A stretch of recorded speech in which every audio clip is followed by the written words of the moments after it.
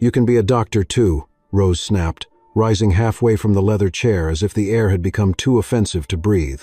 Her voice cut through the silence of the consultation room like a slap-sharp, personal and loud enough for the hallway to hear. Dr. Victor stood a few feet away, still holding her file, his face composed, his posture unmoved. "Yes," he said calmly, "I am Dr. Victor, and you must be Rose Callahan." "No," she shot back, eyes burning. "What I am is a paying client in a top-tier mental health clinic, and I was promised the best, not some diversity hire in a tailored suit." The silence that followed wasn't empty. It pulsed, thick, hot, brimming with a discomfort so dense it could smother a room. Victor blinked once, slowly. "I see." He stepped inside and gently closed the door behind him. "Shall we begin?" Rose huffed, arms crossed so tightly they looked fused to her chest. "This is absurd. I didn't come here for a lecture on tolerance. I came for results, and I refuse to be someone's PR opportunity." Victor didn't flinch. He set her file on the table beside the armchair and took a seat across from her, measured and deliberate. "You came here because you're afraid," he said, his voice smooth but firm. "Afraid that the panic attacks will make you lose everything, the control, the brand, the perception. And I'm not offended by your words, Rose. I've heard worse. But I am curious, do you always shoot the messenger before he speaks?" Rose glared at him. "Don't play therapist games with me. I've built an empire. I've outpitched men twice my age. I don't crumble. I don't cry. And I sure as hell don't take advice from someone who's never lived a day in my shoes." Victor's eyes didn't waver. "You're right. I've never worn heels on a launch stage, but I do know what it's like to be told you're not enough the moment you walk into a room. I know the pressure of being twice as good to be seen as competent, so no, I haven't lived your life. But don't confuse that with ignorance." She scoffed. "Please, spare me the struggle narrative. I'm not some racist housewife from the Midwest. I donate. I hashtag. I read The Atlantic." Victor nodded slowly. "And yet, here we are." A muscle jumped in her jaw. Outside, a car horn blared faintly. Somewhere down the hallway, a phone rang. But inside the room, the world had narrowed into a standstill between two people, one trying not to shatter, the other refusing to be pushed out. "I don't trust people easily," Rose muttered, her voice suddenly low. "Especially not people who pretend to understand." Victor leaned forward slightly, hands folded, calm anchoring every word. "I'm not pretending. But this room, this space isn't about performance. It's about truth. Yours, mine, and what we do with it." And she looked away, jaw tight, fingers twitching as they dug into the sleeve of her coat. The fire in her eyes hadn't gone out, but something flickered beneath it. Confusion, maybe, or exhaustion. "I didn't sleep last night," she whispered, then cursed herself for saying it aloud. Victor simply nodded. "I believe you." She exhaled. It sounded like defeat, but it was closer to surrender. "I've already fired 2 therapists," she admitted. "The first one tried to hug me. The second one kept looking at my LinkedIn profile between sessions." "I won't hug you," Victor said, "and I don't care how many followers you have." A beat of silence. Then, something unexpected, a soft, bitter laugh from Rose. Victor smiled. "That's a start. If this exchange made your blood boil or your heart break good, these conversations matter. Hit that like button if you believe real respect must be earned, not assumed. And drop a comment. Have you ever been misjudged or misjudged someone? Let's talk." The door clicked shut behind her, and Rose stood in the middle of the elevator, eyes fixed on the descending floor numbers like they owed her an explanation. Floor 6, floor 5. She tried to exhale through her nose, but the breath caught like a hiccup in her throat. She hated that room, hated how sterile it was, hated the soft lighting that felt like judgment disguised as compassion. But most of all, she hated him, Dr. Victor. The way he didn't flinch, didn't react, didn't grovel or retreat the way others might when faced with her name, her tone, her curated rage. He should have looked down, should have apologized for being there.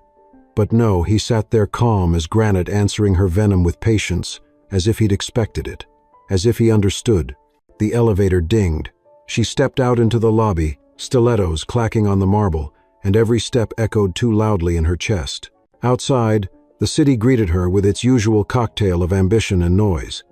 The wind pulled at her Burberry coat as she walked briskly toward the black SUV waiting at the curb. Malik, her driver, opened the door. "Good morning, Miss Callahan." She didn't answer, just slipped inside and stared straight ahead. "Back to the office?" he asked. "No," she said after a beat. "Take me to the East River." She didn't know why. She never went there during daylight. The boardwalk was too exposed, too full of joggers and couples and children with untied sneakers. But today, she needed wind, space, somewhere her name didn't echo. The car pulled away from the curb, merging into the ballet of yellow cabs and hurried pedestrians. In the back seat, Rose closed her eyes. But the silence wasn't restful. Her mind looped the same memory over and over a hallway in her childhood home. Marble floors. Her father's voice booming down the stairs, drunk and cruel. "Don't let her talk to the house staff like that," her mother had whispered once. "It's not decent." But he'd laughed. "Better she learns early that respect is earned, not handed out like charity." That phrase lodged in Rose's ribs like a permanent thorn. Respect had to be earned. And since age 14, she'd been earning it with ferocity. Perfect GPA, full scholarship, first million by 23, now an empire, built from steel and strategy. No cracks, no apologies. Except, she was cracking now. At the boardwalk, she walked aimlessly. The wind tangled her hair, and a jogger nearly bumped into her, mumbled, "Sorry," and moved on. She stopped near the railing and stared at the gray water. It wasn't beautiful, not really, but it moved constant, restless, like her thoughts. Victor's words circled her like ghosts. "I won't hug you, and I don't care how many followers you have." It was supposed to be insulting, but it wasn't. It had been annoyingly true, and that made it worse. Because maybe, just maybe, she wanted to be seen, not as Rose Callahan, CEO, but as Rose Callahan, human. Later that evening, in her penthouse, she curled on the leather chaise with a glass of scotch in hand, screens off, phone face down. The city lights flickered like distant cameras, but she ignored them. On the floor, next to her bare feet, sat a notebook, blank. Her assistant had left it there weeks ago, some wellness suggestion about journaling. She'd scoffed at the time, but now, her fingers reached for it like it had been waiting. She opened it, pen hovered, then landed. Slowly, unevenly, the ink formed words. "I hate that he didn't flinch. I hate that he didn't care.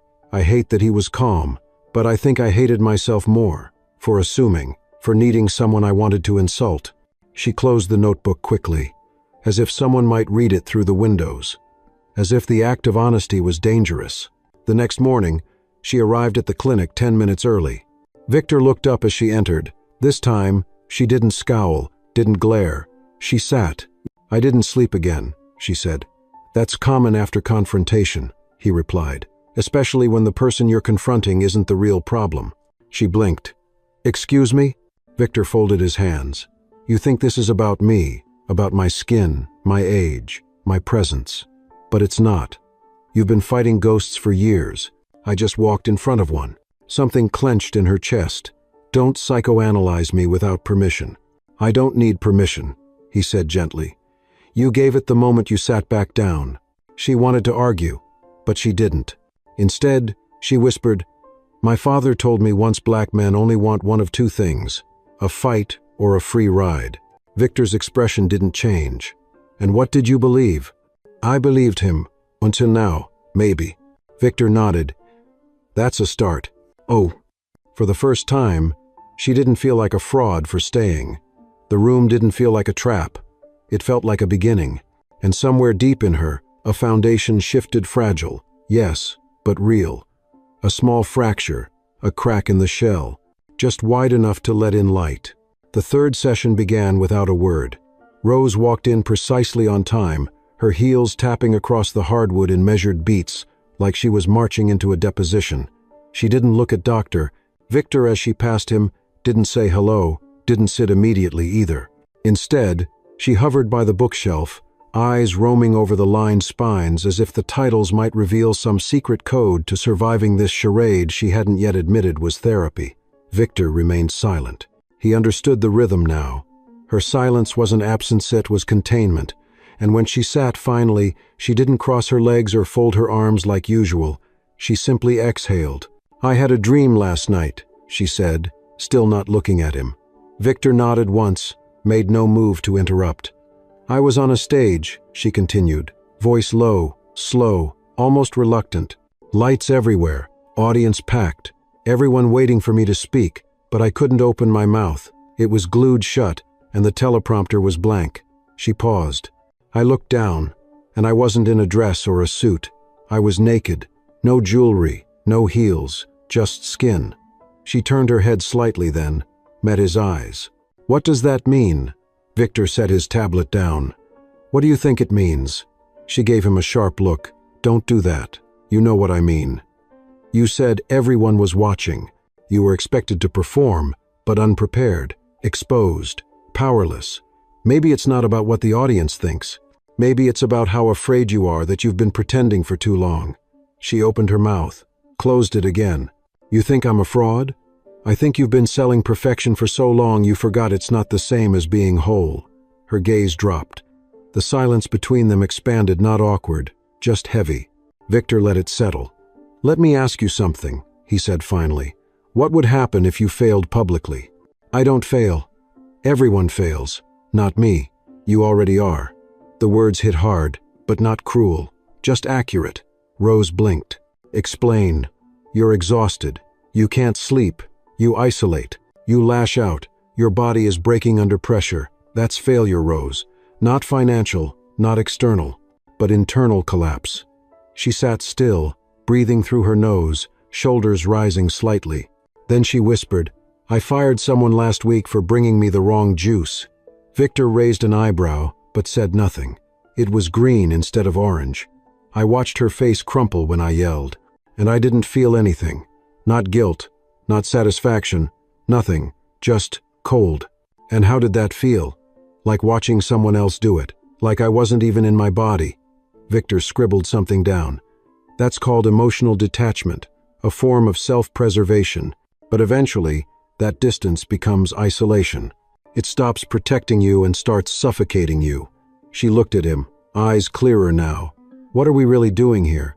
You're unlearning how to survive like a fortress, and learning how to live like a person. You make it sound easy.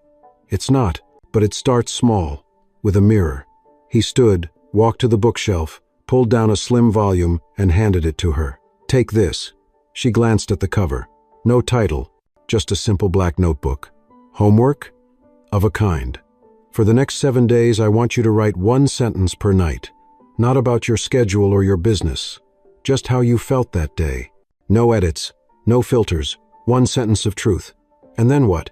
Then we'll read them together and see who you really are beneath the brand." She held the notebook like it might burn her. "You're assuming I want to know. I'm assuming you're brave enough to try." A long pause. Then, quietly, she said, "What if I hate what I find?" Victor's voice softened. "Then we'll face it together." That night, back in her penthouse, Rose stared at the notebook on her kitchen island. The city glowed behind her floor, to ceiling windows, but she wasn't looking. She was remembering. The girl she once was, sitting alone at 12, while her parents screamed 2 floors down, clutching a pillow so tightly her arms ached. That girl had learned to disappear without leaving the room. She opened the notebook, picked up a pen, wrote, "I felt nothing when I won the award last month. Not pride, not joy, just relief that it was over." She shut the notebook fast, like she'd just broken a law. The next night, she wrote, "Sometimes I Google old friends just to see who looks happier. Then, I don't know how to rest without guilt. Then, I haven't been touched kindly in over a year.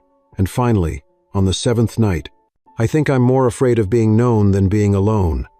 When she returned to Victor's office, she handed over the notebook without a word.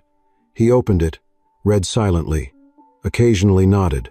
When he looked up, his eyes were kind, not triumphant. "You're not broken, Rose. You're just tired of pretending you're bulletproof." She didn't respond, but her hands, resting on her lap, stopped shaking. He slid the notebook back to her. "Your voice is in there. It's not loud yet, but it's honest." She looked down, then said softly, "What do I do with it now?" "Use it," he said. "One truth at a time. You lead companies. Now, lead yourself." That night, Rose sat in bed, notebook in hand. She didn't write a sentence. She wrote a paragraph, then a page, then another, and when the pen finally paused, she realized something she hadn't dared to say aloud, yet she didn't hate the woman she was meeting in those pages. Not completely, not anymore. And maybe, just maybe, neither would the world. She wasn't sure why she drove there. It had been years, maybe longer. But when Rose pulled into the narrow, cracked driveway of the old brick building on the south side of Brooklyn, her hands were already trembling on the steering wheel. The neighborhood had changed: new cafes, murals, rows of brownstones with little libraries out front, but the building was the same. Same chipped green door, same broken mailbox, same soft smell of cooking oil and dust in the air, Unit 2B. She knew it like a scar. She stepped out, locked the car, and walked up the steps like a woman walking toward a ghost she wasn't sure she wanted to see. Miss Teresa hadn't answered her calls. Not that Rose had expected her to. She hadn't spoken to the woman in over a decade. Not since the fight. Not since the screaming match that ended with a slammed door and a young girl's pride snapping like brittle glass. "I don't need anyone. I'm not your child." That was the last thing Rose had said. She could still hear her voice echoing through that hallway, hard and hollow. Now, standing in front of the same door, she hesitated. A breeze blew through the stairwell, rustling the old building's bones. Finally, she knocked. No answer. She knocked again. Still nothing. Just as she turned to leave, she heard a faint shuffle behind the door, then the latch turned. The door creaked open 3 inches. An eye, one she knew well cloudier now, but still sharp-eared through the crack. "Well, look who it is," the voice said, raspy, tired, familiar. "Hi," Rose said. It was all she could manage. Miss Teresa opened the door fully, still leaning on a cane. Time had curved her back and thinned her face, but the authority remained in her stance, in the way she folded her arms and stared at Rose like she was still 12 and had just broken a vase.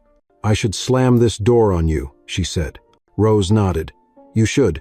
Teresa tilted her head. "But you showed up. That counts for something. Come in." Inside, the apartment was exactly as Rose remembered. Plastic covers on the couch, lace doilies on the end tables, a faint smell of lavender and Vicks. She stood awkwardly near the door until Teresa waved her to sit. "So, you came all the way here to say what?" "I don't know," Rose said honestly. "Maybe to say I was wrong. Maybe just to see you." Teresa raised an eyebrow. "Wrong about what?" "Everything," Rose whispered. "About you. About who I thought I had to be. I was angry, and I used you like a punching bag for things I didn't understand." Teresa nodded slowly. "That's true. But that anger didn't come from nowhere." She sat down across from Rose with a groan. "Your parents left holes in you so wide you tried to fill them with pride. You thought being strong meant being cruel. But baby, strength is knowing who stayed when everyone else didn't." Rose swallowed hard. "You stayed. I raised you," Teresa said flatly. "And you hated me for it. Because I wasn't your mother. Because I wasn't white. Because I reminded you of something you didn't want to see in the mirror." The words landed like cold steel. Rose couldn't argue. "Not anymore. I was afraid," she said, "that if I let you in, I'd have to admit my parents didn't care the way you did. And that felt unbearable." Teresa's gaze softened, just a touch. "You were a hurting little girl. But then you grew up, and instead of healing, you sharpened yourself into a weapon." "I know," Rose said. "I'm trying to stop." They sat in silence. Not warm yet, but not hostile either. Just two women with too much history and not enough forgiveness. Finally, Teresa reached beside her and handed Rose a photo. It was worn at the edges, slightly faded. In it, a young Rose sat in Teresa's lap, wrapped in a purple blanket, cheeks round, eyes bright. She was smiling, genuinely. No makeup, no armor. "I kept this," Teresa said, voice low, "even after you left like a storm." Rose stared at the photo. "I forgot I ever looked like that. Because you stopped letting anyone make you feel safe." They didn't say much more. Rose stayed another hour, helped Teresa reach some tea from the top shelf, listened to a story about the neighbor's dog, and when she left, they hugged. Not long, not perfect, but real. Back in her car, Rose cried. Not a dramatic sob, just slow, quiet tears that ran down her cheeks as the city blurred through her windshield. She didn't wipe them. She let them fall. At her next session, she walked in holding the photo. Victor noticed. "May I?" She handed it to him. He looked at it, then at her. "She looks loved." "Oh." "She was," Rose said. "She just didn't know how to hold on to it." Victor nodded. "And now? I want to learn." He smiled gently. "Then let's begin again." That session was different. No notebook, no probing, just conversation. She told him about Teresa, about the fight, the reunion, the photo. He listened, not as a therapist, as a witness. And when Rose left that day, she said something she hadn't said since their first meeting. "Thank you." It was small, but it was honest. That night, she placed the photo on her nightstand. A reminder that no matter how far she'd run, someone had once held her without conditions. And maybe, just maybe, she could learn to do the same for herself.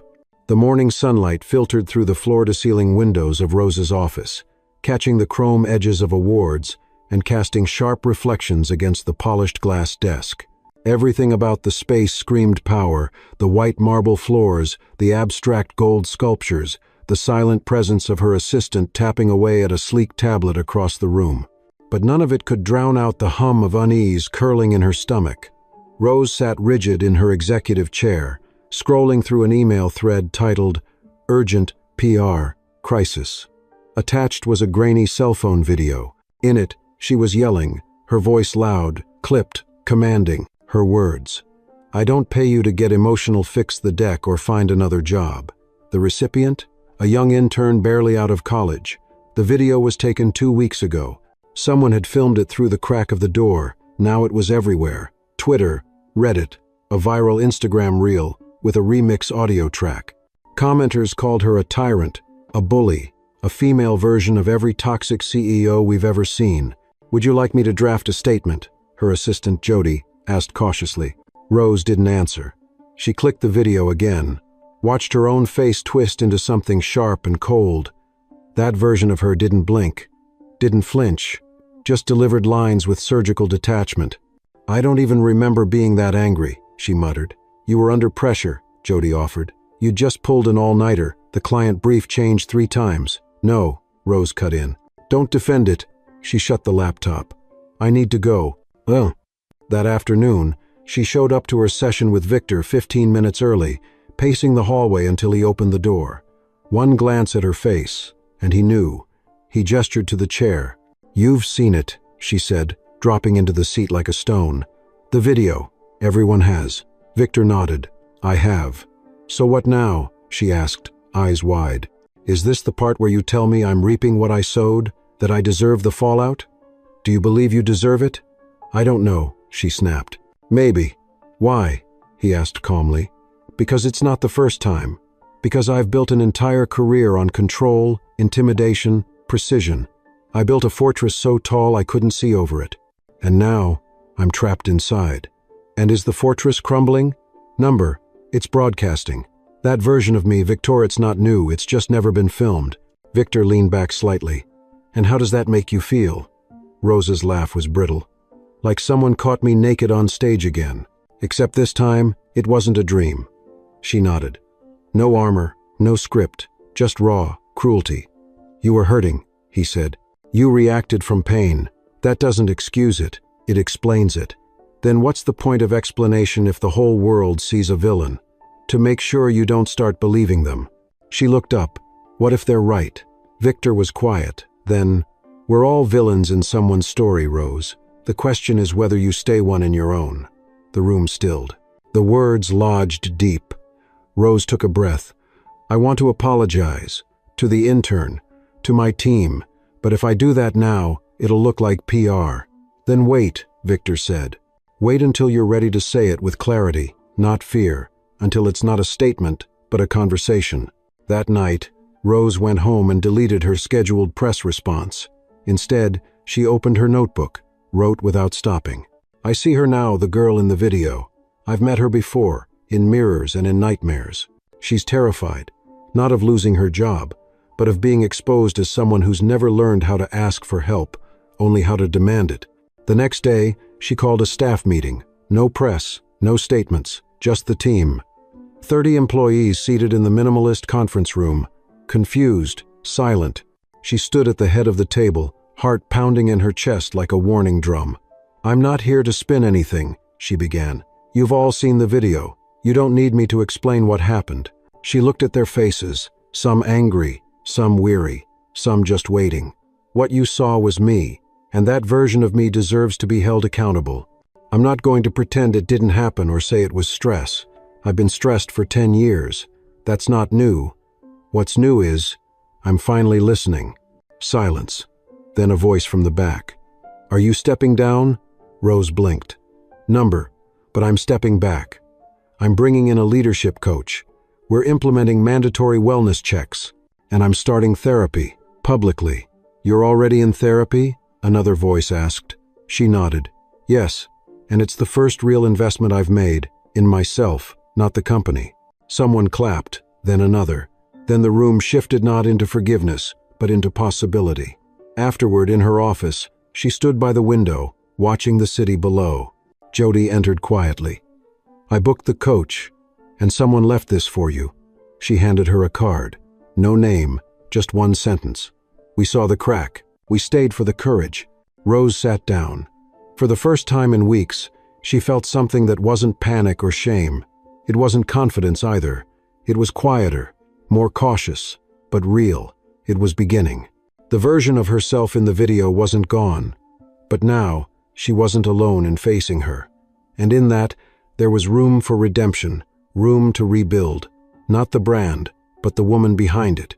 The first thing Rose noticed when she entered Victor's office wasn't the soft lighting or the steady hum of the air vented, was the quiet weight of her own breathing. For once, she wasn't rushing in, mentally drafting excuses or armored with sarcasm. She just arrived. Victor looked up from his notes, met her eyes, and nodded. She didn't speak. Neither did he. He waited, as he always did, with a patience that still made her uncomfortable in its gentleness. Finally, she broke the silence. "I held a staff meeting." "I heard," he said. "It was honest." "Too honest," she replied. "Some people didn't clap." "That's not the measure of truth," Victor said. "Clapping is easy. Staying is harder." She sat, legs tucked beneath her, uncharacteristically informal. "I keep thinking about that video. Not just what it showed, but what it didn't." Victor leaned slightly forward. "Tell me." "It didn't show the morning I found out my father emptied my trust fund when I was 18 because he said I needed to earn my adulthood. It didn't show the first job where my manager called me a brat in heels during a pitch meeting, and everyone laughed. Or the night I got locked out of my apartment after a panic attack and slept in my car because I couldn't admit to anyone that I didn't have a key or a friend." She looked at him, eyes dry but heavy. "That version of me that tape, she's who I became to survive. But she's also who I stayed, long after I didn't need her." Victor nodded slowly. "The protector became the prison." "Exactly," she whispered. "And now I'm trying to unlearn it without unraveling everything else." He stood then, walked to the corner of the room, and returned with something she hadn't seen before. Small, round mirror, the kind used for makeup or close inspection. He set it between them on the table. "Look at yourself," he said. "Now?" "Yes," she frowned. "Why?" "Because this time, you won't look alone." Rose hesitated, then slowly leaned forward, eyes meeting her own in the reflection. She saw the sharp angles of her jaw, the slight tremble in her mouth, the tired shadows beneath carefully groomed lashes. For a long moment, she just looked, and then Victor said quietly, "Describe what you see, but not physically. Describe who she is." Rose's voice was tentative. "She's tired, but proud. She's afraid of softness, but hungry for it. She's been performing for so long she forgot what it's like to just be." She paused. "She wants to change, but she doesn't know how to forgive herself for who she had to be." "Would you forgive someone else who carried all that?" "In a heartbeat. Then you can learn to do the same for her." Rose looked down. "I don't know if I deserve it." "Deserve is a dangerous word," Victor said. "Let's talk about truth instead. Have you hurt people?" "Yes." "Did you do it out of calculated cruelty, or because you never learned a different way to ask for safety?" "Both," she admitted. "Then there's room to grieve the harm and still grow past it. Guilt isn't the enemy, Rose. Silence is." The words sank in. She stared at the mirror a few seconds longer, then turned it gently face down on the table. "I'm ready for the next step," she said. Victor smiled. "Good, because it's coming, whether you are or not." She tilted her head. "What does that mean?" "It means that visibility is only the beginning. Now comes vulnerability." Later that week, Rose received an email from a non-profit organization she had once sponsored with a silent donation and inner-city mentorship program for young women entering the workforce. They had seen her video and her staff meeting, and they wanted her to come speak, not as a CEO, but as a survivor. "We think our girls could learn from someone who's not afraid to admit she's learning too," the organizer had written. For a full hour, she stared at the screen. Then she replied with one word, "Yes." The auditorium was small, tucked behind a community center in Harlem. No cameras, no branding, just 30 chairs, most filled with teenage girls in hoodies, sneakers, eyes skeptical and curious. When Rose stepped onto the low platform, there was no mic, no PowerPoint, just her voice. "I'm not here to inspire you," she began. "I'm here to tell you what no one told me at your age, that success without self-worth is just performance, and performance without rest is a mask that eventually breaks." The room was silent. She continued, "I spent most of my 20s thinking that being tough meant never showing weakness, that building an empire would protect me from loneliness, that control was safer than trust. I was wrong." One girl raised a hand. "What made you change?" Rose thought of Victor, of Teresa, of the mirror. Someone listened, without judging, without fixing, just listened, and it gave me permission to stop fighting the wrong war. After the talk, a girl approached her. She couldn't have been older than 16. "I think I'm building a mask too," she said. "Is it okay to take it off sometimes?" Rose bent down slightly. "It's not just okay," she said. "It's human, and it's brave." That night, back in her penthouse, Rose didn't turn on the lights. She sat by the window, city stretching like a living map below, and pulled out her notebook. She wrote, "Today I didn't apologize for being human, and no one asked me to be perfect, and it was enough." Then she closed the book, placed the mirror Victor had given her on the windowsill, and whispered to her reflection, "We're still here, and we're not done yet." The boardroom at Callahan Global was colder than usual that morning, and Rose could feel the weight of it before she even stepped inside. She stood just beyond the frosted glass doors, heels anchored, eyes scanning the reflection, staring back at her immaculate suit, pressed blouse, makeup just enough to soften the lines of sleeplessness. But beneath it, her heart drummed a warning. There had been whispers, all weak executive murmurs in elevators, silent glances exchanged over espresso in the staff kitchen. Some said her leadership was unraveling. Others whispered about the therapy stunt, calling it a calculated move to salvage her public image. A few even spoke of succession. She'd built this company from the ground up, and now the walls she had once fortified with fear and flawless execution were suddenly echoing with doubt. As she pushed open the door, every eye turned. 12 executives, each a pillar in the company's hierarchy, sat rigidly around the table. Only her seat remained empty. As she took it, the CFO, a silver-haired man named Dalton, who had been with the company since year 2, cleared his throat. "Rose," he began, "we need to talk about the Jordan account." She already knew. The luxury fashion conglomerate, one of their oldest clients, had paused negotiations. They'd cited concerns regarding executive behavior and internal alignment. It wasn't a termination, but it was a message. Rose inhaled quietly. "They're waiting to see if we implode," she said flatly. "Waiting to confirm that I'm no longer the woman they signed with." Dalton nodded slowly. "Some of us are wondering the same." A silence bloomed in the room, uncomfortable and sharp. Rose didn't flinch. She could have. She could have reached into her old arsenal: deflection, dominance, derision. But instead, she looked each of them in the eye and said, "You're right to question it." Murmurs stirred. Even Dalton looked slightly thrown. She continued, "What you saw in that video, and what you've seen in this transition, is not weakness, it's honesty. For the first time in years, I am not reacting out of fear, I'm responding out of clarity. And if this company can't evolve with me, then maybe it deserves to be questioned." The room stayed still. Then Angela, the youngest VP at the table, spoke. "I was terrified of you for 3 years," she said bluntly. "But I also admired you. Now I just respect you." Rose met her eyes. "That means more than you know." Dalton leaned forward. "So what's your plan?" She straightened her posture. "We make vulnerability part of our brand DNA. We stop pretending burnout is strength. We lead with accountability, not intimidation. And we remind the Jordans of the world that we're not just a machine, we're a story, one that people can believe in again." A beat passed. Then, slowly, one by one, heads began to nod. After the meeting, she returned to her office, tension still humming in her limbs. She wasn't naive. Respect earned in that room today could evaporate tomorrow. But she hadn't lied, and she hadn't broken. Jody stepped in with a coffee. "The intern Cassandra? The one from the video?" Rose looked up. "Yes?" She asked if she could see you. Rose blinked. "Did you tell her yes?" "Number, I told her to come in myself."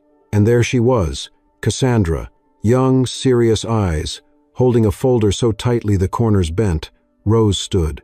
"Thank you for coming." Cassandra nodded. "I'm not here to accept an apology," she said, voice even.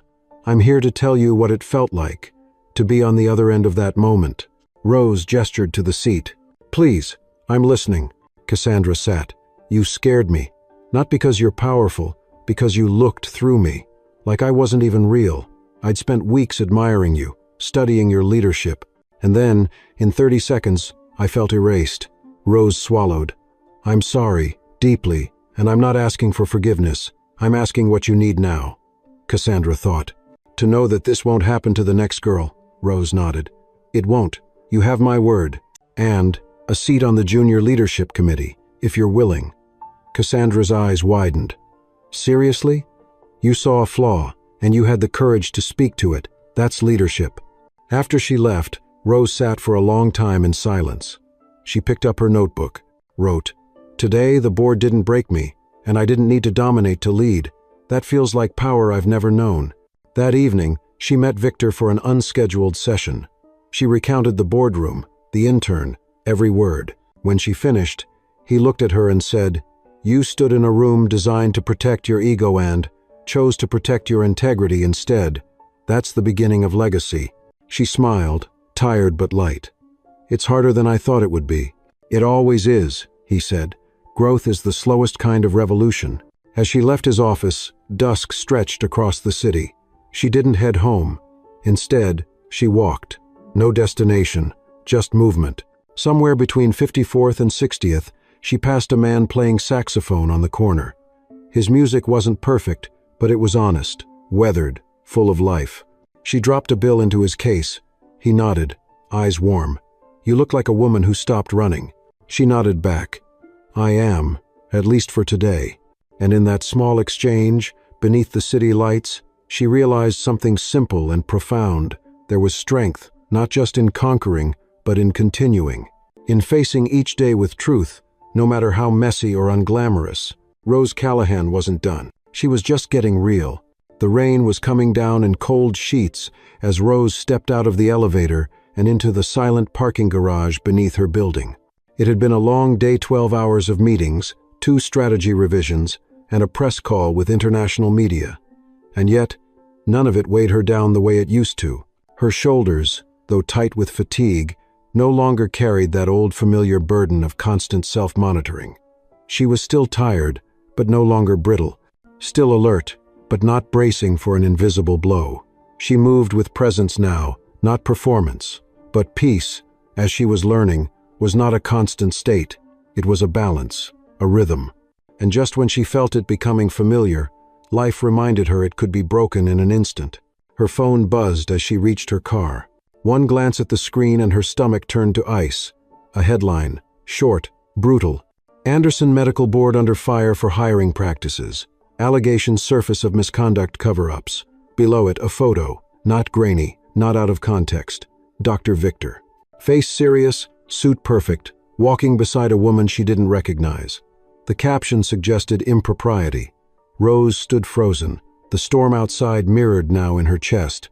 The man who had become her mirror, her anchor, her hardest and gentlest truth, now framed in controversy. The article was thin on details, anonymous sources, alleged suppression of an internal complaint. No formal charges, but in the court of public opinion, no one cared about evidence.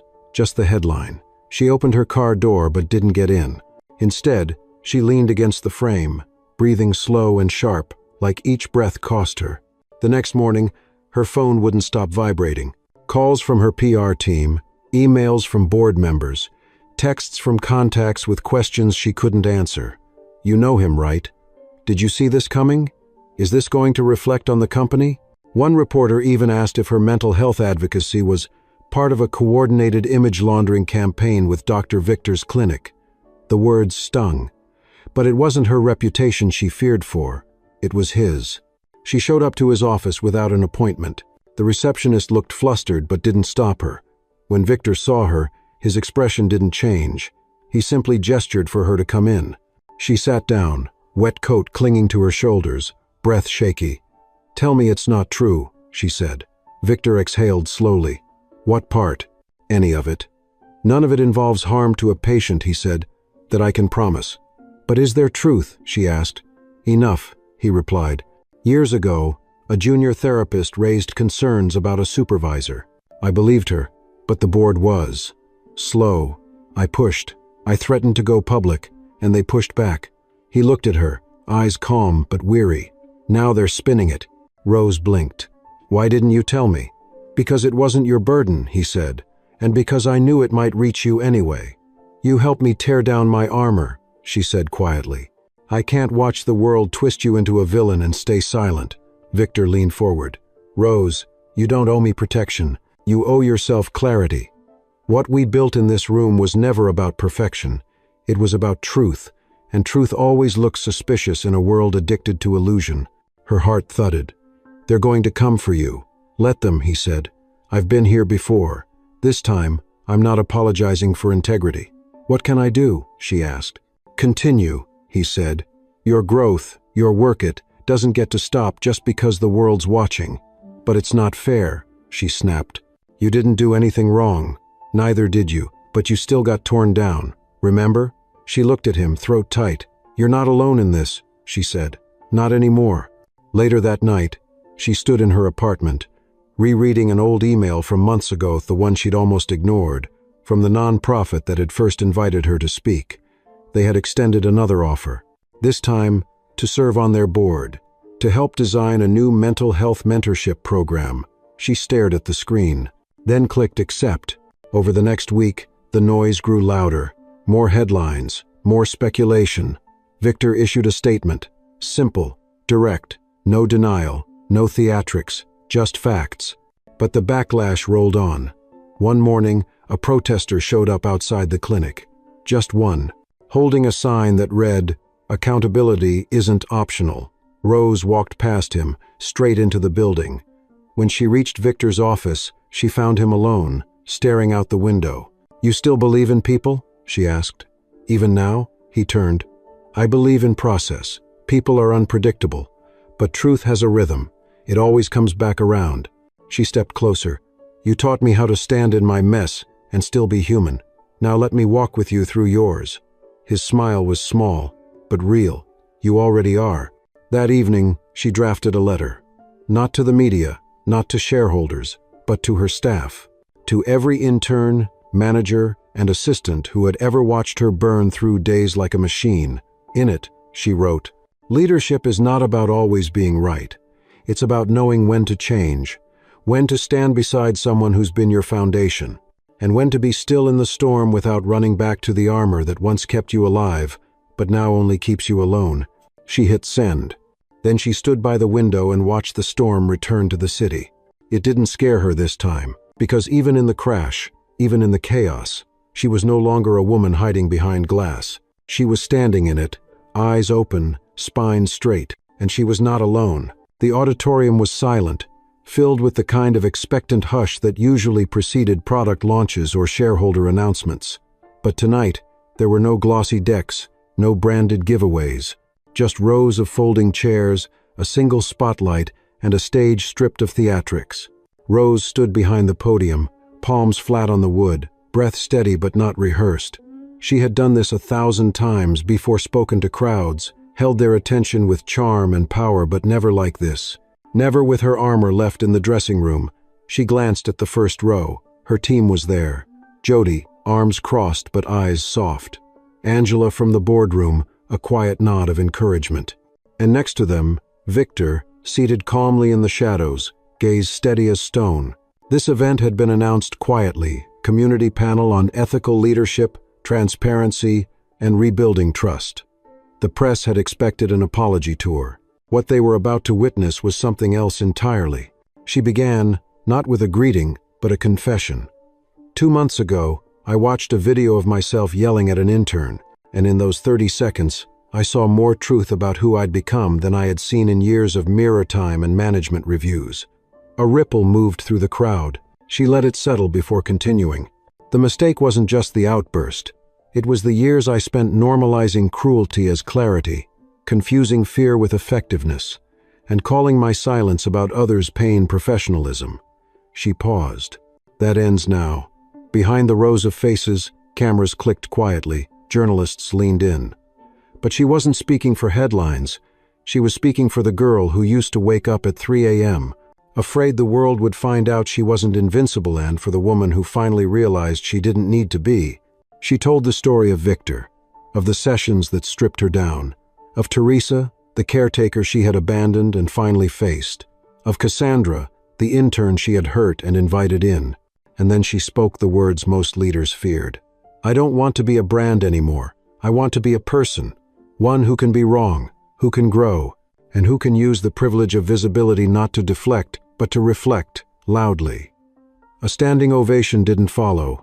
It wasn't that kind of speech, but something better happened. People listened, not with awe, but with openness. And when she stepped off the stage, there were no PR handlers, no entourage, just hands extended, and a quiet voice behind her. You didn't flinch, Victor said. She smiled, tired but real. Neither did you. End quote. The following week brought changements seismic, but deliberate. Rose initiated internal listening sessions at her company, led not by HR but by employees. She donated anonymously to a legal defense fund supporting mental health whistleblowers. She showed up to her appointments with Victor early, no longer out of anxiety but out of hunger for the next layer of honesty. But peace, she knew, was not a reward. It was a practice, and it was about to be tested again.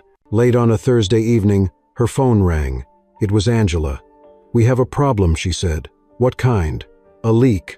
Someone within our company sold internal emails to the press.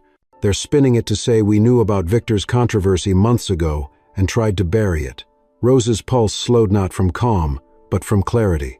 We didn't, she said. I know, but that's not what they'll print. They have a screenshot of you writing, Victor is more than his past. Because he is, Rose said. But the internet doesn't care about context. Rose stared out her office window. The city shimmered, unconcerned. She turned back to her desk. Schedule a press briefing. Tomorrow morning. At 9 a.m. the conference room was packed. Lights, lenses, questions sharpened like knives. Rose stepped up to the podium and didn't read from notes. Let me be clear, she began. Yes, I've known about aspects of Dr. Victor's past, not from leaks. From him, directly, transparently, like adults speak when they trust each other. She looked straight into the cameras, and I chose to stand by him, because integrity is not the absence of controversy, it's how we respond when it arrives, not with denial, but with accountability. She took a breath. We didn't bury anything. We didn't strategize a narrative. We chose to believe that healing doesn't only belong to victims, it also belongs to those who change. A journalist raised her hand. Are you afraid this will hurt your company's image?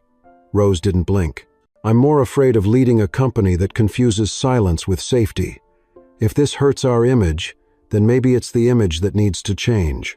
After the briefing, back in her office, she found a handwritten envelope on her desk. Inside was a note, no signature, just one sentence. I didn't believe you were capable of truth. Now I hope you never stop. She didn't cry, but she did sit quietly for a long time, hand resting on the page. That night, she called Victor. He answered on the second ring. You saw it? She asked. I did. Was I too harsh? No, he said. You were clear. Is that better? It's real. That's better. She let out a breath. I'm scared again. That means you're doing it right. And in that silence that followed, something settled. Not a conclusion, but a beginning. Because Rose was no longer building walls. She was building mirrors, and the reflection no longer terrified her. It called her forward. The lobby of Callahan Global was unusually quiet as Rose stepped inside. Not the calm silence of a weekend or a holiday, but the charged stillness that comes just before a storm. She felt it before she saw him. Standing near the reception desk in his signature tailored suit, hands clasped behind his back, was her father, Richard Callahan. White hair immaculately combed, eyes sharp like they always had been, and a smile that rarely meant what it showed. He hadn't been to the building in years, not since the early days, when he'd warned her about expanding too fast, hiring too diverse, and daring to lead without him. Rose froze. Not out of fear, but out of muscle memory. The child inside her still tensed when he entered a room. "Dad," she said, stepping forward slowly, "didn't expect to see you here." "Clearly," he replied, eyes drifting to the security guard nearby. "They didn't either." "Is there a reason you're here unannounced?" she asked, keeping her voice level. "Oh, I think there's a few," he said, his tone casual but dripping. "You've made quite the name for yourself these past few weeks, standing by your therapist boyfriend, declaring yourself the patron saint of vulnerability." She didn't rise to the bait. "You read the coverage then?" "I did," he said, stepping closer. "And so did the investors I introduced you to, the board members I coached into backing you, the ones now calling me, wondering if you've finally lost your grip." Rose crossed her arms. "And what did you tell them?" "That I'd come take a look for myself." She tilted her head. "Am I under review now?" "You're under threat," he said bluntly. "From your own choices. You've turned our name into a confessional. You're not running a company, Rosier, running a recovery circle. I'm building something sustainable," she said. "Something human." "You're making yourself smaller," he snapped. "All this talk of softness and healing its weakness. You're exposing yourself, and the vultures are circling." "I'd rather be torn apart for being honest than applauded for being hollow," she replied. "Then maybe you're not a Callahan after all," he said coldly. Her breath caught, not from pain, from recognition. The man in front of her hadn't changed, but she had. She didn't respond. Instead, she turned and walked toward the elevators. "You're not walking away from me," he said. "I'm not walking away," she replied, pressing the button. "I'm walking forward." That afternoon, in her office, she found herself staring at a photo she had framed months ago, the one Teresa had given her. The little girl in the purple blanket, smiling without awareness of status or control. That girl had nothing to prove. She turned the frame down for a moment, gathering her breath. Then she opened her laptop and composed a message. It was to the board. Transparent, detailed, and unapologetically honest. In it, she outlined her decision to restructure leadership, inviting younger, diverse voices into the inner circle, implementing mental health training for executives, and formally removing her father as a consultant. When she hit send, she felt something she hadn't in years. Clean, not untouchable, but unburdened. The response came hours later. Mixed, predictable. A few applauded her courage. Others expressed serious reservations, but none resigned. None pulled their shares. Because even the skeptics could see what she was becoming. Not perfect, but real. And real was starting to resonate more than polished ever had. That evening, she met Victor at a quiet cafe near Riverside. No press, no pretense. Just two people sharing space that had once felt impossible. "He came to the office," she said over tea. Victor didn't need to ask who. "And?" "He tried to make me doubt," she said. "Tried to remind me who I used to be." Victor stirred his cup. "Did it work?" "Only for a second," she said. "Then I remembered the girl in the photo, and the woman in the mirror, and the intern I hurt, and the therapist who didn't flinch, and I said no." Victor nodded.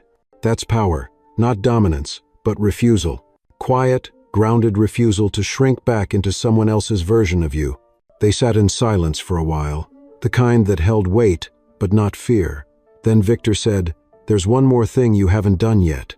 "What's that?" "You've changed how you lead, how you listen, but you haven't forgiven yourself." She looked down. "I don't know how." "Start by saying it," he said, "even if you don't feel it yet." She hesitated, then whispered, "I forgive myself." "Again," he said, "I forgive myself." Louder, I forgive myself, she said, voice trembling, for what I did, for what I allowed, for who I became to survive. Victor reached across the table, not for drama, just a hand on hers. And now, she met his gaze, now I begin. He smiled. You already have. That night, Rose walked home instead of calling a car. The city lights shimmered on the wet pavement, and people passed her in every direction, laughing, arguing, holding hands. For the first time in a long time, she didn't feel apart from them. She was one of them, not above, not below, just a woman, in progress, on purpose. At home, she took the photo of herself as a child and placed it on the nightstand beside her bed. Then she lit a candle, not for ritual, but for memory, for fire, for truth. And as she lay down, the words returned, quiet but resolute. I forgive myself, and tomorrow I lead again. The letter arrived without a return address, folded once, and slipped beneath the heavy envelope with her name embossed in gold. Rose stared at it on her desk for several minutes before opening it. The handwriting was unmistakably elegant, slanted, meticulously old-fashioned. Her mother. They hadn't spoken in nearly a year. Not since the night Rose had confronted her about the silence, about standing beside a man who used his voice as a weapon and a wall. She unfolded the letter slowly, already feeling her throat tighten before she read the first line. Rose, I saw your speech, the one where you said you weren't a brand anymore. I watched it 3 times. She paused, letting the words settle, breathing through the tension rising in her chest. Your father won't talk about it, of course, says you've gone soft. But I wanted you to know I'm proud. Not because you're successful, but because you told the truth, and you didn't apologize for it. A sharp breath escaped her. I wish I'd had your courage when you were little. I didn't protect you the way I should have. I thought silence was safer. I was wrong. I'm sorry. Mom, that was it. No flourish, no signature. Just the one word she'd longed to hear from someone she'd both loved and resented all her life. Sorry.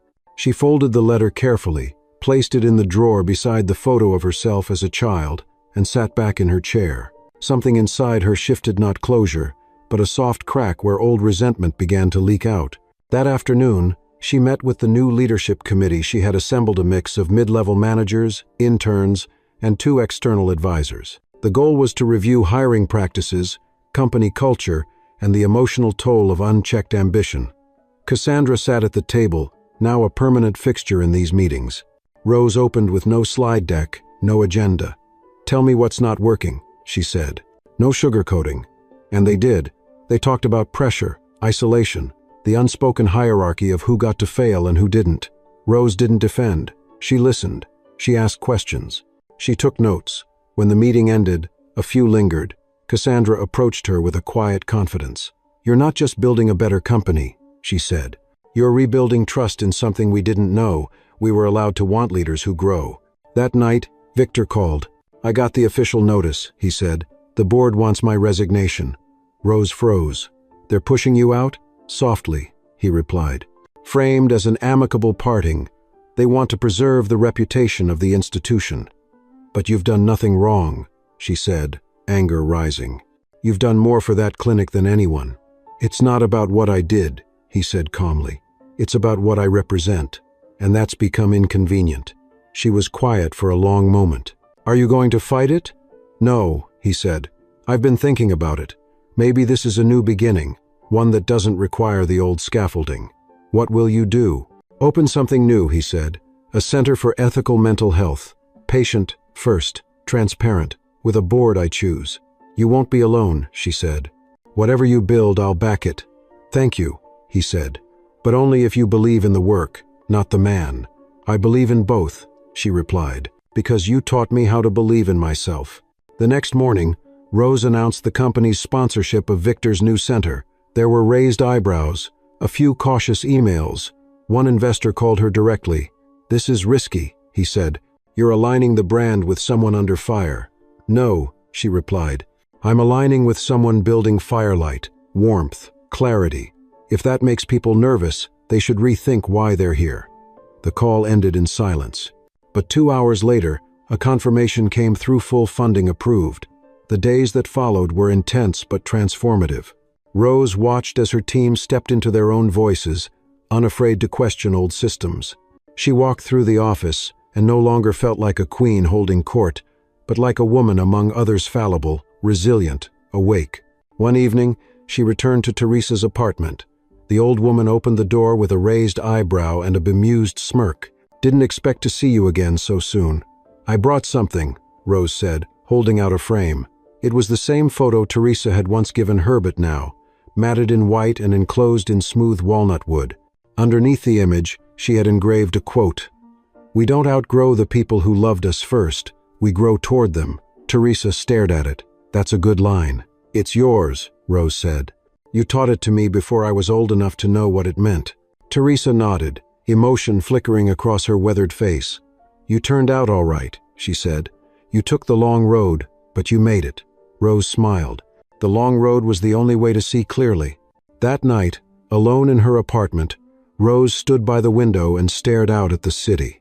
The lights no longer overwhelmed her. They reminded her of breathing, in and out, flawed, steady, human. She opened her notebook and wrote, "Tomorrow, I will wake up and lead without needing to prove I belong. Because I do, and because I'm no longer afraid of breaking. I've already broken, and the cracks let me live."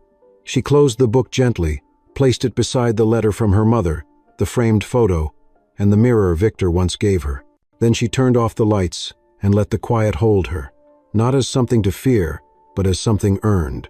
Outside, the city moved as it always did.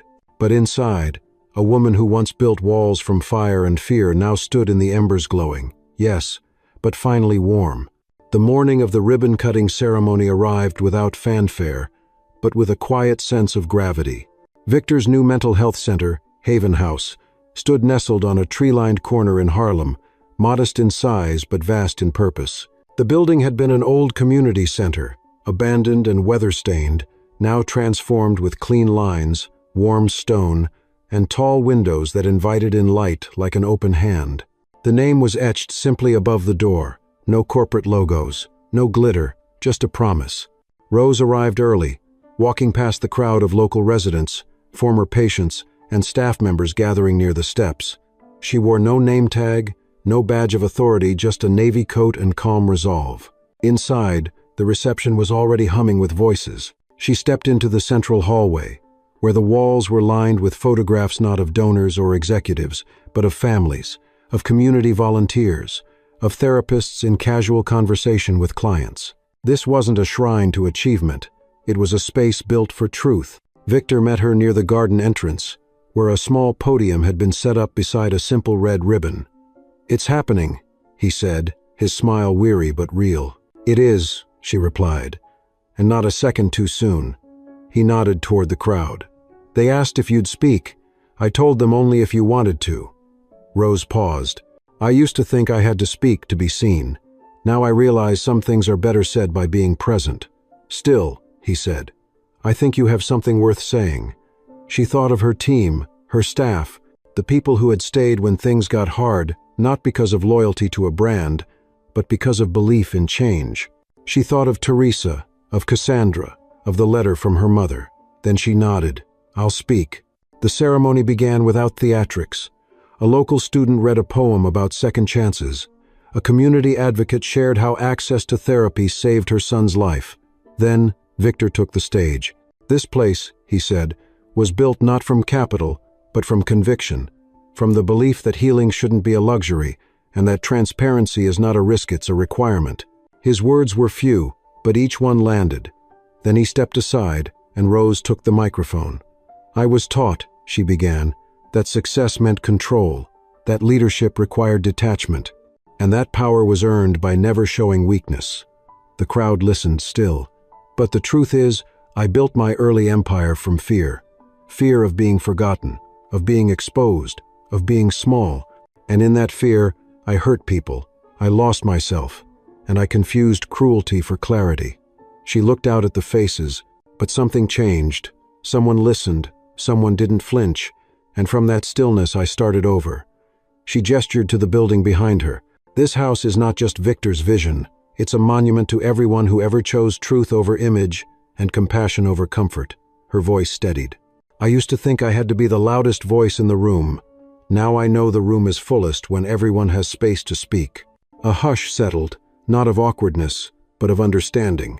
She handed the mic back, took the scissors offered, and cut the ribbon. The crowd applauded, not with frenzy, but with warmth. Inside, the doors opened, and the center officially became a living space. Hours later, after the crowd had thinned and the sun had begun to set, Rose wandered into the therapy garden in the back. It was simple stone benches, native plants, a small water feature murmuring gently in the corner. She sat on a bench, closed her eyes, and listened. The sound wasn't grand. It was ordinary. But in it, she felt everything: effort, survival, peace.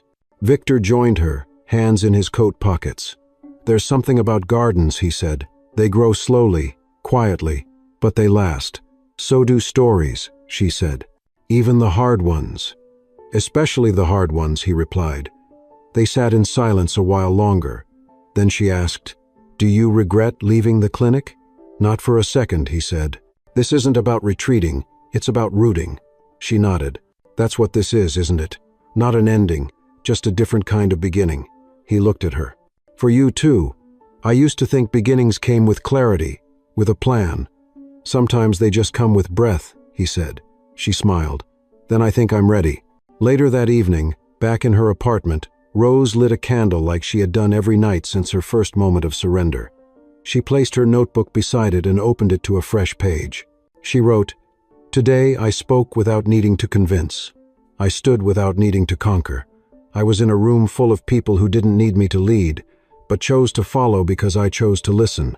And in that, I felt something I'd only pretended to understand before: freedom." She closed the notebook, placed it beside the mirror, the photo, and the letter. Each artifact a chapter, each one a scar, each one a soft step forward. She stood at the window, the city breathing beneath her. Somewhere out there, another woman was breaking silently beneath the weight of a life she didn't choose. Somewhere, a young leader was deciding whether to tell the truth or toe the line. Somewhere, someone was listening, really listening for the first time. And she hoped they knew, wherever they were, that the fracture wasn't the end. Sometimes, it was the first open window, the first honest sentence, the first real breath. And the room, whatever room they were in, wasn't empty. Not anymore.